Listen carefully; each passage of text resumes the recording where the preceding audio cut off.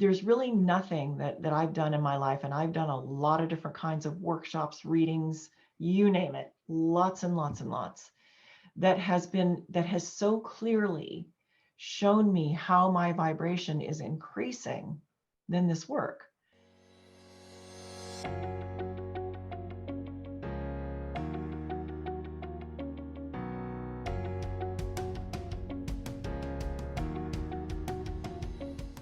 Well, I began with my first Akashic Records soul profile. I believe it was in 2016. Actually have that, 2016. Mhm. And I just kept going. Mhm. I have now done nine layers, and I'm about to do my 10th. So I just keep coming back because it's been so beneficial for me to bring my intention each time and have these very specific lifetimes come up to be cleared. And it's been fascinating to know about these lifetimes, about when I was a man, about when I was in homosexual relationships, and how in the times that was usually a death sentence. So there were many of those. And all of the different situations that I found myself in previous lives that led to the soul lessons that have brought me to where I am now. So I had my first soul profile, the initial one, before I started. Well, I wouldn't say before I started my, no, it was before I started my business. Even though I've been doing the same work for 15 years, sexual healing work with women, sacred sexual awakening and healing, teaching workshops. And I'm also a writer, so writing about that very extensively. I kind of got a new beginning to my business in early 2017. So that brought a whole new meaning to these clearings as I was starting a new business, a school, the Sacred Feminine Mystery School. And I really wanted um, to bring a global vision to it and to have the way cleared so that I could do the very best possible job with that. And I've just kept on going. Yeah, yeah, you really have, like, in Yeah. big and powerful and exciting ways. And the shifts that you've been able to make by implementing the changes has just been remarkable. And I am so proud for you. I mean, Thank it is you. incredible to see how you take the information from the sessions, not only do the clearing work, but you begin to integrate new choices and change, which is really what it's all about. And Absolutely. that's what brings our change into our third dimension, which is, our everyday experience. Yeah. And Yeah. these sessions are not just like, you're not sitting down in front of a psychic who's telling you what your future is going to be, right? Not at all. Not at It's all. about, these, you have an intention, and we find out any blocks or restrictions that you have to that intention. We clear them out, and then you get to go do your homework and then create new experiences with that.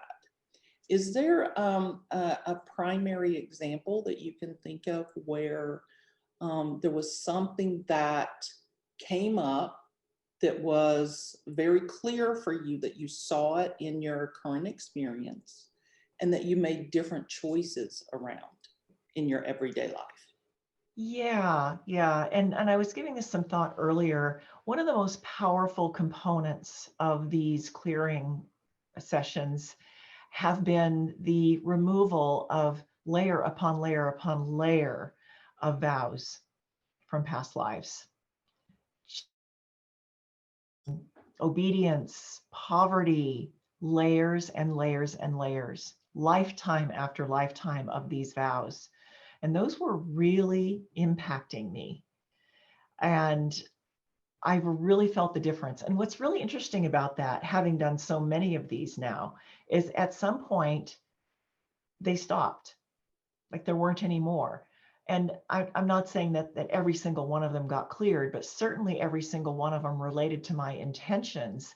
I think those vow clearings were coming in over the course of about three readings or three clearings. And I really feel so much lighter now with those gone. I mean, especially that vow of poverty. I think probably all of us at some point have probably taken vows of poverty, whether it was conscious or unconscious. Yeah. And because many of us have lived so many, many, many lifetimes before this one, we probably all have lifetimes as a monk or a nun or a renunciate of some kind, where we have had to take those vows, or we have chosen to take those vows and live that life of being a renunciate of regular society and family and things like that. So these vows are powerful, and they stay with us lifetime after lifetime. We carry them all forward. So the opportunity to release so many of those vows from so many lifetimes has been incredible. And I can really feel it, especially in how it's freed up my voice. And yeah, that the vows of silence, those will really impact the throat chakra. And especially for women who have been so silenced over the centuries. And it's an incredible opportunity to really open that up, because this is what we need right now. We need our voice. We need to be able to speak. We need to be able to speak what's true for us. And we need to also bring our heart and our mission to the world, because we're here for a reason, every single one of us. I know that I certainly am. And I've got to be able to speak to get that across. Yeah, absolutely. And the way that you've stepped into your ability to be able to not only share yourself and your own authenticity, which is amazing, but also to share your work in new and powerful, effective ways has just been remarkable. There's no bashfulness about it. There's no hedging words. There's no shame. There's no, any of those things that used to attach to just the idea of sexuality, especially for women, and Yeah. about sexual Yeah. healing, and about being able to be a sexual being of wholeness. Yeah. And your Yeah, voice absolutely. that has just been beautiful, just really beautiful. Yeah, thank you. It's really been a process to find my voice around it, and to release the shame, because in the early days, I wouldn't talk to my family about it, or I wasn't all the way out of the closet with it. But now I don't care who knows. What's really interesting about that is my mother-in-law, she's 79 years old, and she's a pretty traditional Christian woman. She's family is everything to her. I love her dearly. We get along wonderfully, but she's very curious about my work. And I recently created an online course, the first one, and she was curious to know more about it. And she was interested in having access to it. She said, people ask me what you do, and I don't really know how to tell them. So I gave her access to it. I said, it's probably not going to be your cup of tea, but I'm happy to give you access to it and let you go through and get what you can out of it. So yeah, there's nothing to hide around it for me anymore. And now that I have a global vision around this work and the impact that it can make for people all over the world, this is really needed right now. Safe, sacred sexual healing that's in full integrity, because it's an unregulated field, and there's a whole lot of teachings around sexuality out there that are anything but safe, sacred, and in integrity. So I'm on a mission, and it's important that I'm feeling fully empowered with myself and with my voice and without shame, so that I can speak about it and get my message out. Mm-hmm. Yeah, and you're doing a wonderful job. So Thank did you. that shame come up in any of the sessions that we did, any of the clearings that we did? And Oh, absolutely. yeah, and It came up in lots and lots of them. And you know, what I've learned about shame is that, and I've experienced a ton of it in my life, partially through my own abusive past and how I responded to that as an adult. I generated a lot of shame for myself. And it also comes through our lineages, it comes from religions, it just comes from society in general, is that eventually shame becomes something that is like it's an instant notification. Oh, that's a silly word. It instantly notifies me that there's something that's just out of kilter in my immediate experience. Mhm. Because after I really like let all the shame leave, anything that's lingering is either something left over from a past life, or it's something that I haven't dealt with current, that's very current. But I've really been able to release all the shame from the past and my past actions and take full accountability and responsibility for them. And that's huge. And I know that we all need to be able to move that stuff out, because it really stops us in our lives. Yeah, yeah, and big, like not just like little tiny slow down ways, but Yeah. like we have Oh, no yeah. access to what it is that we came here to be and do and have. Yeah. Mm. Especially in relationships, shame can be a real relationship killer, Yeah, and a sexuality killer as well. So, which of course has its impact on marriages and on sexual relationships. right. So it's a really, really important one to work out, to get addressed in this life. And then of course there's all the religious stuff that's been put on us over thousands of years, Mhm. that has been about putting sexuality in a box to control it, and Right. putting women in a box to control them.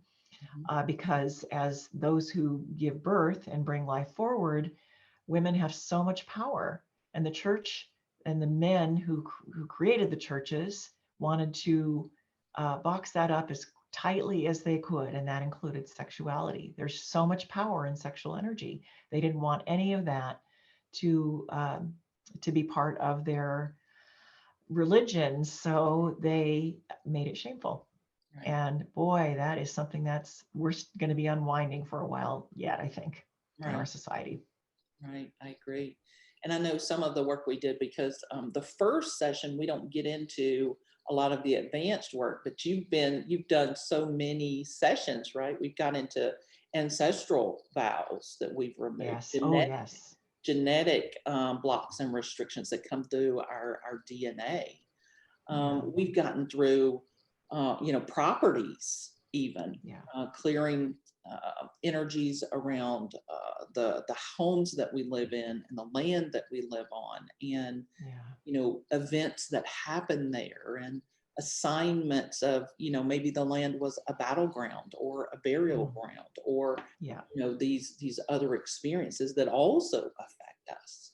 And so you have a Absolutely. very unique perspective because you've done layer after layer after layer, and you keep going Right. deeper and wider and broader, and it's like you're like me, you mean it. It's like I've discovered this, now I'm going to clear out everything I can possibly clear out and go as far as I can possibly go, because I don't want to have to deal with any of this nonsense anymore.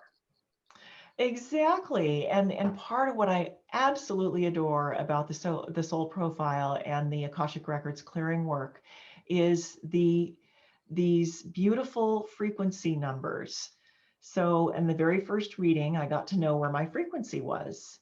And then with each time, I get to see how that's changed. And wow, that's been really fun for me. So I started with I wrote it down, a 5.3, and I'm now at a 5.58.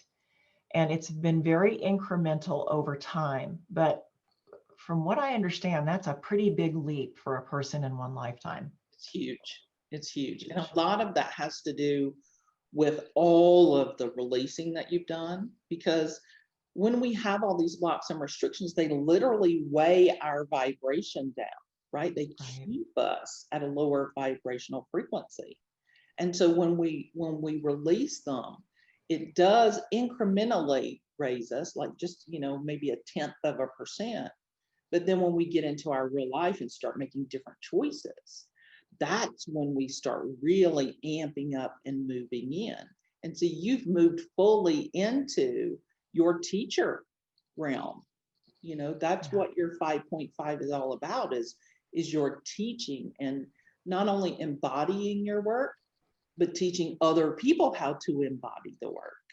Yeah. And it's huge. It's huge. Yeah. Yeah. Yeah. So that's really one of the gifts that I've received from doing so many of these. And it's been over the course of 4 years.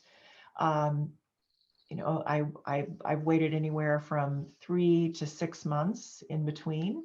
And I didn't even think I was going to do another one. But the opportunity presented itself, and it's close to my birthday. And I thought, this is feels like a good time. There's just with all that we're in right now, with COVID, with the election in the US, and so much tension in the world. And more people like me, like us, light workers like us, know that we are here for a purpose, and that Mother Gaia is here to give birth to a new earth, and we're here to be her midwives. And I just want to be everything I can be to contribute to that. And I'm running out of patience. Like, I want it, and I want it now. And who knows if it's even going to happen in my lifetime, but the acceleration that's come in over this past year of 2020 in particular, wow, like we are in a tidal wave of change. Yeah. And I want to have the highest possible frequency I can have to help midwife that change. That's really important to me. Yeah. Yeah. And I want to talk for a minute about your primary energy center, your soul purpose. Yes. How was discovering that important for you? Okay, divine self-expression. Yes, that is really makes so much sense to me because I'm an author and a writer, and self-expression is huge. And I also was very, very shut down in my throat chakra when I was younger. I mean, that was really one of my survival techniques as a child, was to be quiet, be invisible. So I kind of lost my voice, not literally, but figuratively. And it really kept myself small, invisible, and quiet. It helped me survive as a child. So I carried that into my adulthood, and it has been quite some unwinding to be able to, for instance, make videos. That's been a huge thing for me. I would much rather be on my keyboard typing away and writing articles. That is easy for me. Um, but to actually speak, I even did a few Facebook Lives to try that out. That was frightening, but it worked out pretty well, and I was pretty happy with it. But I just, after a while, it was like, okay, that's enough for now. And I'm actually thinking about heading towards those again. But to be able to make videos and podcasts, I have a podcast now too, and to use my voice to make a difference, to reach people through my voice rather than just my words, has been a big leap. Yeah. And it comes into your authenticity. And so that also, the more you do your self-expression, the more authentic you are, the more you're sharing. Even if you only have one person who's listening, sharing what you bring and what you have to offer as your soul purpose through your divine self-expression is how you change the world. And that's Right. what a lot of folks don't understand. They ask about a soul purpose, and it's just because we aren't taught really what this is, right? But they go, okay, I want to know what my soul purpose is. And if, say, for instance, it's divine self-expression, occasionally I've had people say, yeah, but what am I supposed to do? Right. And it's like, well, what is most aligned for you is doing your divine self-expression in the way that you choose to do it, that's authentic for you, right? Not every divine self-expression person is going to be a teacher or a writer or do videos, right? And so sometimes we tend to box our soul purpose in and really limit it, because there's also the idea, number one, that we're women and we should, be seen and not heard, right? Like children, right?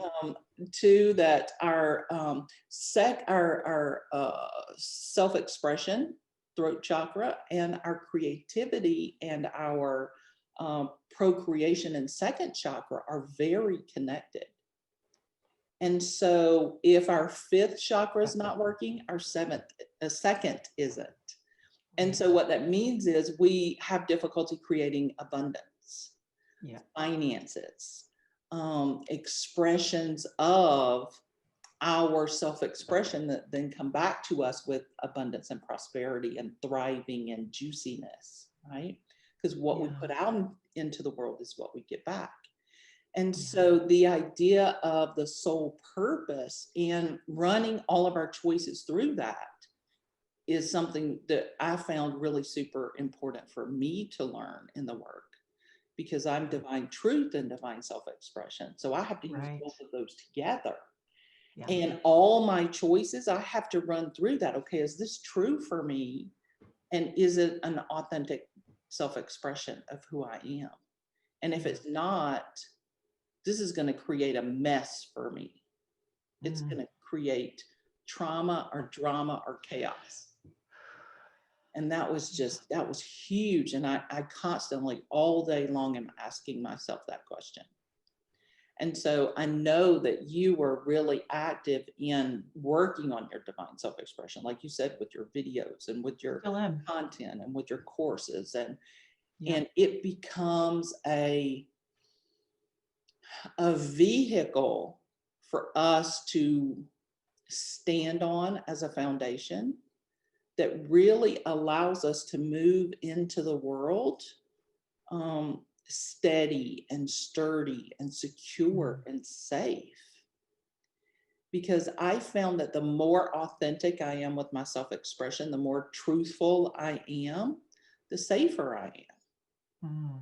And it really builds a sense of security and honor and integrity when we align with our soul purpose. I think part of the reason I decided to do a 10th layer is that there's a leap that I'm really making around my self-expression right now. And that is that because I'm a writer, I tend to want to have everything written down. And I think I write better than I just speak, shooting from the hip. That's my belief. So I've always had notes when I teach, because I don't want to leave anything out. And it's become sort of ridiculous because I've been teaching my work for almost 15 years. And I know it well. And so it's a leap for me to leave the notes behind and just speak about it. I know how. And so to clear this next little piece around divine self-expression is really important to me. But even more, it's about being an empty vessel so that divine can speak through me. Because I'm pretty logical minded, pretty left-brained, very organized, all that stuff. But what I really want is to be a vessel of divine energy, divine words, and divine guidance. And I can't do that if I'm in my head speaking from that place.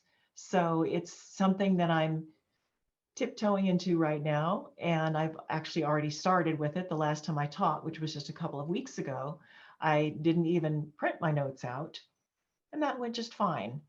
So I'm exploring, checking it out, and feeling like it's the right direction for me, and like there's more to clear to get there. Well, like you said, we'll knock that out on the next layer. So Totally. that's I would so love to tell a story when, if we have a moment to about a 1 hour reading. Maybe it was a 30-minute or a 1 hour, and about how it served me in that moment. So if there's a space for that, I'd love sure to do bring that into. yeah, do that right now. I was teaching a workshop in Maui, a week-long workshop for women, and I ran into some challenges there with one of the students. And the way that she was showing up was not feeling respectful. And I was very, very challenged by it. And this was a couple of years ago. I didn't feel like I had a lot of support from my team in this because I've been one of these people that just does everything. So I had not at that point built enough of a solid team around me and allowed myself to be supported by them. So I was kind of on my own with it. At the same time, I was holding a container for the week-long workshop, doing everything, taking care of everything. And by the end of the week, I was run really ragged. There were breakdowns. There were breakdowns is a good way to say it. And I didn't handle it as well as I would have liked to. I handled it in the best way I knew how in the moment, being overstretched as I was. So after the end of that week-long workshop, I stayed on Maui for another week because I used to live there and I wanted to be home for a while. And I made an appointment for a session with Tamala. And what I got from that session, I still use today because my guides gave me, through Tamala, a process for how to work with challenges of the kind that I worked with. And I realized that what I was lacking was I didn't have a clear communication ahead of time of what the expectations were. So someone came to the workshop and had a different idea they had their own idea of expectations, and they played those out, and they felt completely innocent around that. And to me, it was really an affront and a disrespect to the work we were bringing and what we were doing in the container itself. So that's how I approached it. But she didn't see it that way. So now I'm able to communicate and have a process, a 3-step process. If someone's showing up in a disrespectful way like that, I have the steps that I can take. They know this ahead of time in the information I send out before we even come together. And it really helped me to fine tune the appropriate creation of a container that even begins before we come together. And this information has been absolutely invaluable to me. That's wonderful. And if I recall, one of the things that Spirit also said during that session was, you can just tell them that the class is not for them. Right? Yeah. Yeah. Say bye. Right, but only after there's a protocol that's followed. Right, I don't want to just kick somebody out. right. I want to have a protocol. So now I have a protocol. I was also given a ceremonial piece during that reading, which involved a little box with a lid and some salt, and using this box as a way to discharge negative energies into, for myself, for the students, for the whole circle. And to this day, I still use that and offer them the opportunity. If they need to release something, they can release it into the box, put a little salt in there, and then close the lid throughout the week at any time. And I see them using it. And then at the end of the week, I take it out, clean it up, clear it out. And it's really worked out very, very well. So that was another piece I got from that same reading. That's wonderful. Yeah, and the way that the sessions work, the 1 hour sessions they are usually very deep focused. We go straight to the root of the problem. We solve it. We give tools, and then you go out and implement them.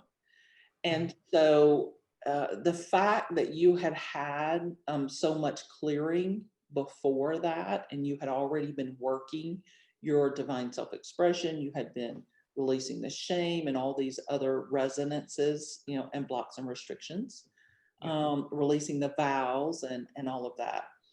The ability to go that deep and to get that kind of, let's call it toolbox, and come out with it and be able to use it all the time consistently, and it still works, and it's still functional at such a high vibrational rate, and it also changes those people that are in your class and that get to see those tools. That is an indication of also how available you are to change. Yeah. And so, you know, it's a blessing to know, number one, that it's available, that it can happen. And number two, that you're ready for it. Because we can't go that deep if you're not ready, willing, and able to go that deep.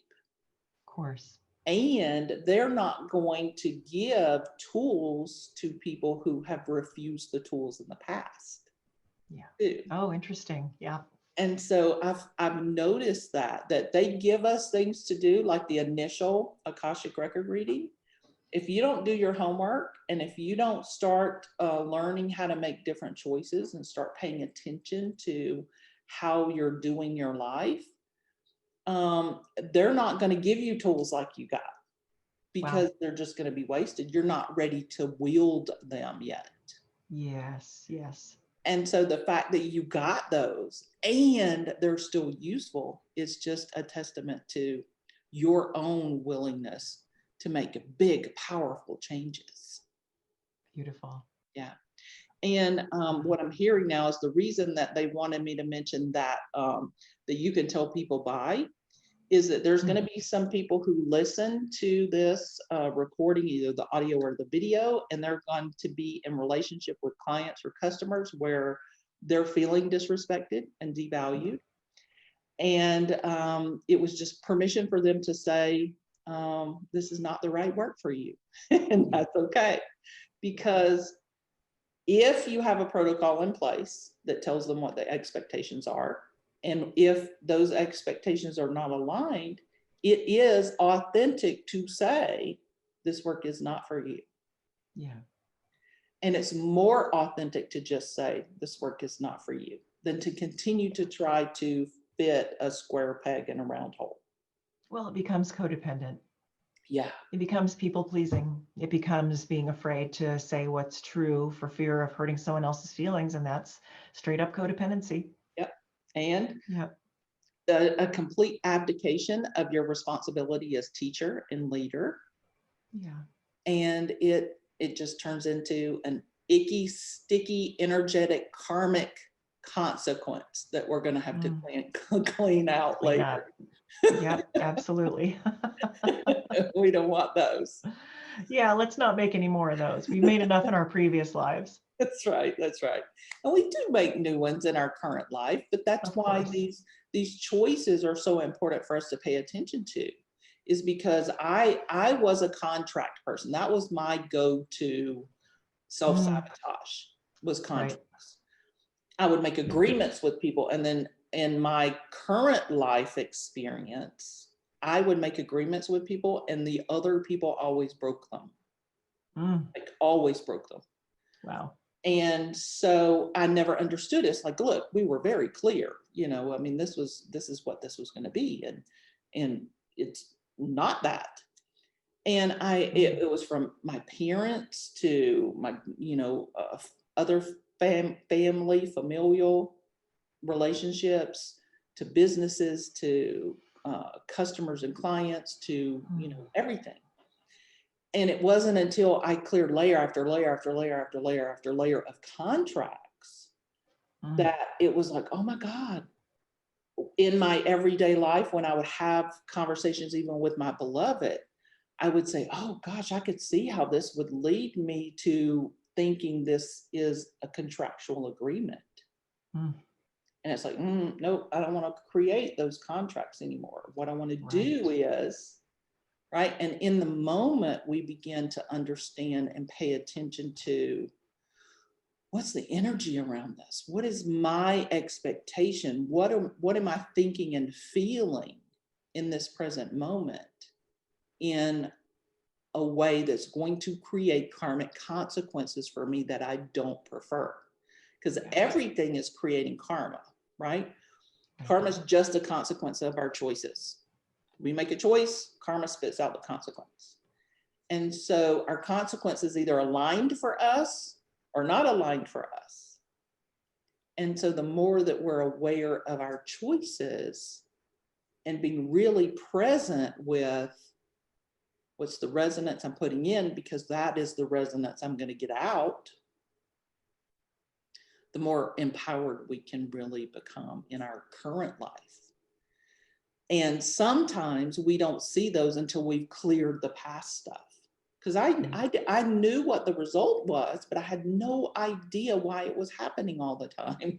And then it's like I cleared the first layer and it's like, okay, well, I recognize the past and I cleared the second and the third. And it wasn't until I had cleared like a lot of them that I began to see it change in my present life, because I was still perpetuating the contracts in my present life through my own expectations. Right?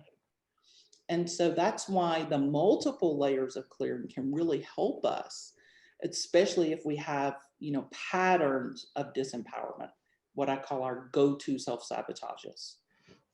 Because, like you said, yours primarily was vows. And so that also creates opportunities in our present life to create energetic entanglements and exchanges and karmic consequences that we're creating brand new in this life. Right. And so have you found that when you're addressing people or money or your sexuality or your self-expression, that you actually are noticing that you're making different choices on purpose, since you're actively not making vows anymore? Oh, absolutely. Yeah. And it's amazing how unconsciously we can do that. We can make vows, we can make contracts. I mean, I really entangled myself with somebody over the last few years, and I did it in a desire to be honoring, and it felt like the right thing to do, and I had all the right reasons for it, but I got too enmeshed, and it's taken quite some time to unwind that. So it's just important to realize how we do this without realizing it. So of course, yes, I'm much more aware now about how I get involved with people, especially on that business level, really on any level, but especially with business, and just take a lot of care in recognizing what my drivers are, my subconscious drivers, what my intentions are, and do my best to take a look at what's moving under the surface of my decisions. Yeah. That is incredibly powerful. I mean, I got cold chills. Just knowing that, and being present with that literally can change everything about your experience. There is nothing in your life that can't be changed just by doing that. Yeah. Now, sometimes we can't get to that because of belief systems and illusions and blocks and restrictions and contracts and vows and all these other things that we clear out. But we also, as part of this clearing process, have the responsibility and the accountability to learn from our past mistakes, right? Yeah. To implement this new knowledge that we have of, oh, this is how I self-sabotaged, and I'm choosing not to do that anymore. So now I have the responsibility and the accountability by spirit to not do it anymore. And they'll give us hints and they'll give us reminders and they'll say, hey, hello, Yeah. see what you're doing here. And you have to go, oh, shoot. Okay, I want to clear that out. How do I clear that out? Yeah. How do I do this better? Cancel Okay. clear. Cancel clear. Now I need to go back and have a different conversation with this person and clear out the expectations because, you know, I kind of messed this up the first time. But we really do learn how to speak differently, think differently, feel differently, and I mean have emotions differently. Oh yeah. Because we also learn that really nothing is ever happening to us. That's correct. It's us. We're creating this nonsense. Yeah. And we're the only one that can uncreate the nonsense. As within, so without. Absolutely. Yeah. So I'm being reminded too that you had also participated in the Divine Soul Circle workshops where I channeled the Akashic Record guides. Yes. And yes. those were remarkable as well. Yeah. Yeah, that was a wonderful experience. Small group, in person, back in the day when we could do that. Yes. And that time will come again. And yeah, it was a really lovely experience. And it was so nice that it was taking place so near where I was living at the time and with a great group of people.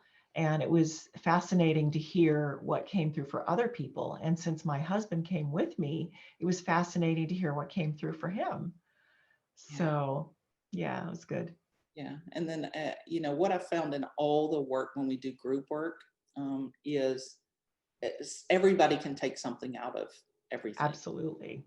Oh yeah. Always, because there's ahas, like one person can be getting a channeling of their Akashic Record guides. And then everybody in the room is going, holy smokes, that applies to me too. Absolutely. Yeah. It's really, this work is so multi-dimensional, of course. Yes, it is. Oh, very much so. It's multi-layered. It's multifaceted. We retrieve soul pieces where we've left our soul with different people and different experiences and different lifetimes and different traumas. We clear out karmic consequences that no longer resonate for us. We learn how to make new choices. We have the ability to get really cool tools that we can use and move forward with. And if you had maybe 3 things to tell someone about the Akashic Record work that would encourage them to invest in themselves and do the work. It's not a cheap endeavor. No. Right. The first session, we basically spend the day together. It's 8 hours of my time to do our first session. Yeah. And so some people go, oh my gosh, that's a lot of money. Yeah. And it's an investment. And so what would you say about that? So it is an investment, but the value far outweighs the actual money, because when you're clearing out the things that are holding you back from receiving abundance, including money, abundance comes in many ways, then it's, you know, you can get yourself into a catch-22. Oh, I don't want to spend that. But if you don't spend that, you don't clear out what you need to clear out so that you are able to receive that abundance.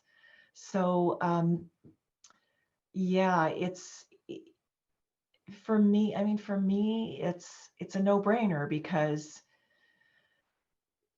I'm here for a big purpose and I want to clear out whatever needs to be cleared out. You know, I'm almost 58 years old and I've got work to do. And I really came fully into my purpose and my global vision just a couple of years ago. So I'm not pussyfooting around here. I've got things to do and I want to do them at the absolute highest vibration that I'm capable of. So there's really nothing that I've done in my life, and I've done a lot of different kinds of workshops, readings, you name it, lots and lots and lots, that has so clearly shown me how my vibration is increasing than this work. And that has a lot of value to me, to see those numbers go up each time, and to know that the kind of leap that I've made from in my frequency. And even when I came up, what was it, 1/10 of a point or whatever it was, you said most people don't even do that in a lifetime. Mhm. So, and then you also told me, Tamala, that once I came to, I think it was 5.5, that's mastery. Mhm. And so I was excited to be working towards that goal of mastery. But to have those numbers, that incredibly solid evidence that my linear brain really appreciates, has been really huge for me. And to also just know the vastness of what I've cleared, and how I've made myself now more and more available as an instrument of change on the planet, is also priceless. Yeah. You can't really put a dollar value on that. So I just do what I need to do to come up with it. I read every single one of Tamala's emails so that I know when she's putting on a sale. I usually grab it on sale. In fact, that's what came up this time. It's like, okay, I'm doing this. And I'm really glad that I said yes to myself into this for one more. Who knows? It may be the last, it may not, but it's layer 10. And I'm really ready to go for that. But also just to know what my purpose is here, and continue to work with that divine self-expression, to have that really land in my body and my experience, and continue to forward that, knowing that that's primary. That's really important piece too. And so I want to go back to where I talked about the throat, the fifth chakra, and the second chakra being very connected.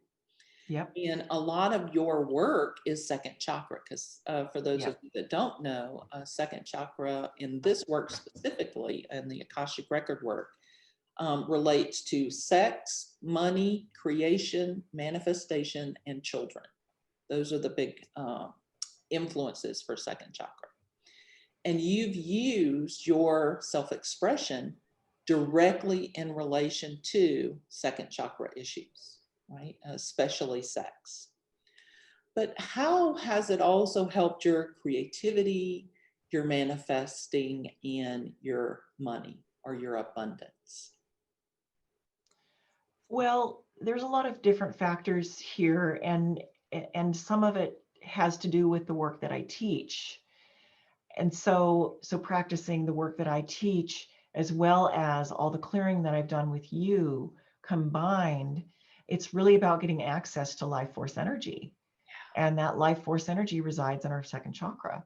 Mhm. And the way that we were raised, and the way that we were taught in school, and the way that we were brought up in religions tells us, shut that all down. So that keeps us disempowered. It keeps us without our vitality. It keeps us without our creativity and the things that we really need to be able to live a full life. So getting access to second chakra energy, which has been told to us that that's our sexual energy and that's all it's good for, that is a lie. Yes. This is our life force, vitality, creativity. This is what animates our bodies. And we need to have full access to it to be healthy, to be vital, to be creative, and to be able to manifest the things that we want, and to be able to bring financial abundance into our experience. And a big piece of that is learning how to receive. And that's the piece that I teach. It's like, we are not taught how to receive. Right. If you can't receive, you can't receive money. It's that simple. So it's all intertwined for me, what I teach and what you bring through and what you teach, to access and use life force energy with integrity, because there was many years of my life when I used it without integrity, and to sort of seal up and heal up the places where we leak energy as well is also an important part of the process. And I know that that's a piece that you offer or have begun offering as well. Yeah, and you're so right, because those leaks, we don't even know they exist or where they are, or why they happened. And through this work, through the Akashic Record work, not only can we find them, but we can close them. Right. We can learn how to not recreate them, because you're absolutely right. They drain us of our vital force energy. We end up going into unequal energetic exchanges with other people, right? Where we feel drained when we're around other people because they're getting more energy than they're giving. And all of that kind of stuff is really how we are functioning in an experience that we've not been trained how to successfully function in, right? And so I love that you mentioned the leaking, because right now, a lot that's happening on the planet right now is because people are just leaking energy. They're Oh leaking. boy. It's either being sucked out of them because they allow it, or they have holes in their energy field, which they've created through choice, right? Again, Right. nothing is happening to people. Right. But with this work, we actually close those and gather up not only our soul pieces, but our energetic resources. Right. So that then when we're moving forward as an entire being with all of our energetic resources on the foundation of our soul purpose, right? Our energy center, like divine self-expression, and are able then to create and build on to that our own authentic forward movement, right? Whatever it is that we want to do. And anything other than that is, I'm not even getting a word, like anything other than that is just basically vacant. Right. We don't have a foundation of authenticity and integrity and honor for ourselves to build on. Gosh, I mean, there isn't even a word for that other than what life has been for a lot of people up until now. Yeah. You It know? also builds resiliency. Yeah. And we need that now more than ever, because this year of 2020 has dragged all of us through the ringer.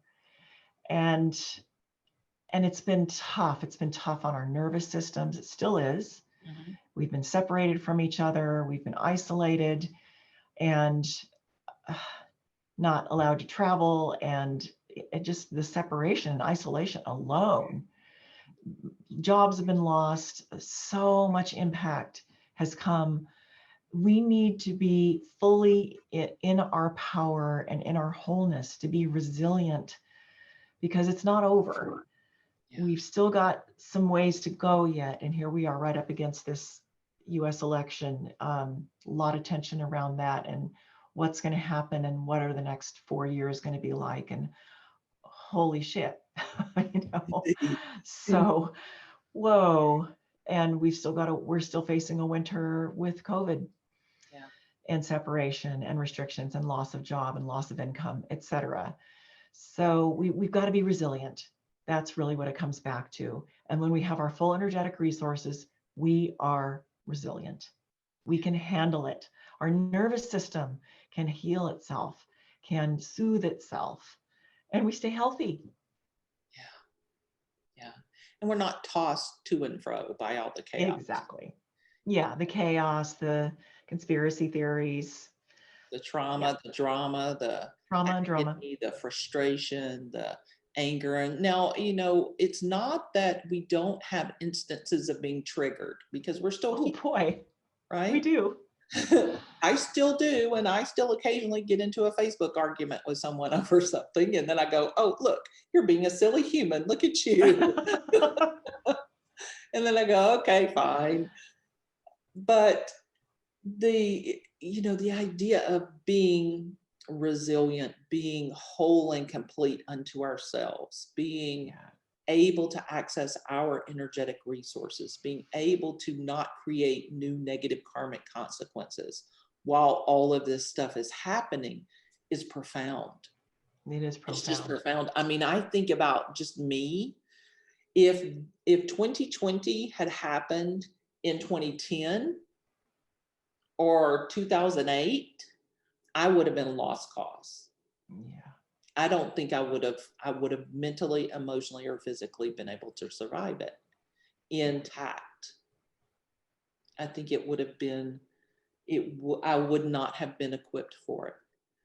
And everything that's happened this year has been, gosh, there's not even a way to equate it to even what my life was back in 2007, 2008. It's a completely different experience. And for those of you who don't know, in 2008, the housing market crashed, and I owned a real estate school, and nobody got into real estate, right? Nobody wanted to learn it. So I lost my business, I lost my home, I lost my car, I was homeless, and I moved to Atlanta with $47 in my pocket, because I said, if I'm going to be homeless, I know they feed the homeless people in Atlanta, so at least I would have food.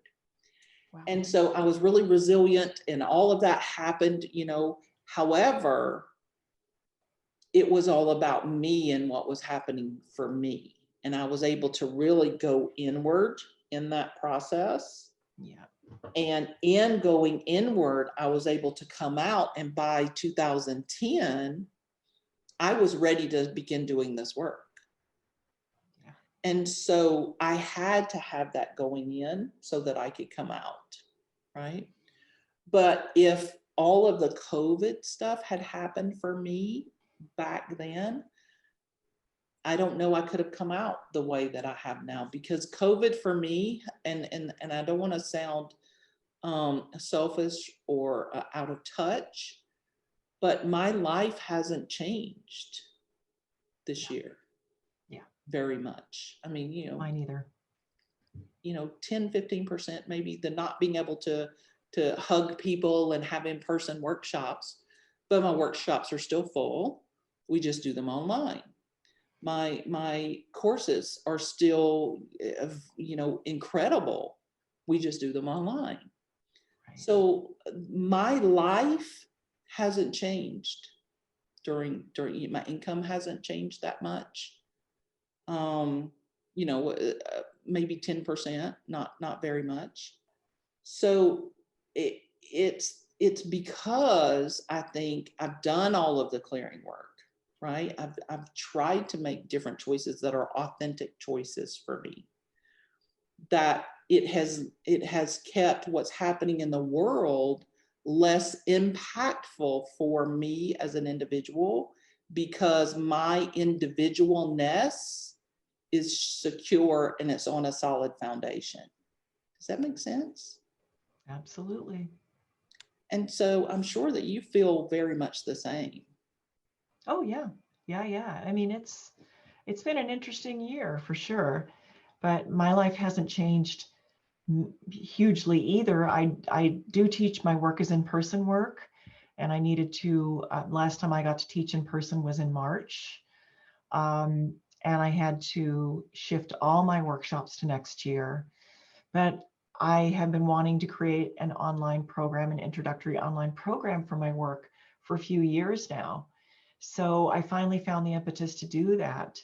And I'm really happy. Like, I'm just launching it this week, and I'm delighted with how it turned out. And now there's an opportunity for for people to learn this work without having to come to a weekend, which is what they had to do before. And when it's sexual healing, that's a big leap for people to make. Now they have an opportunity to learn about it, what it's about in a very introductory way, in their own home, in their own time, and also be part of community and have, very small sharing circles on Zoom every week during the program and have a chance to learn what it can be to be connected and what's possible in their lives through this work. So it's really been incredible to, I'm an introvert too, so that helps. Yeah, me too. I feel for the people who are extroverts that are really, really missing being with people in community. I feel for them a lot. And yet I have had opportunities to be part of gatherings outside, in-person gatherings from time to time and be with friends. And it's been really sweet, really sweet. So my hope is that through all of this, we really come to understand the value of our relationships, our connections, and that we continue to choose the ones that really do have value for us, that are reciprocal, and release the ones that suck us dry, that don't feed us, that are painful, and that simply don't work. Right. So there's plenty of benefits to this year as well. But my really huge hope is that we see an incredible transformation on our planet to a place that is welcoming to all people, that supports all people, and that is based in love and compassion and empathy instead of greed and manipulation and white supremacy. And I will say amen, aho to that. And I will also add that Ashe. each individual is congruent and in alignment with themselves, so that we then can make choices that are aligned, so that we can then create compassion and love and support for the planet and for all the beings on the planet. May it be so. Yes. And so it is. Mhm.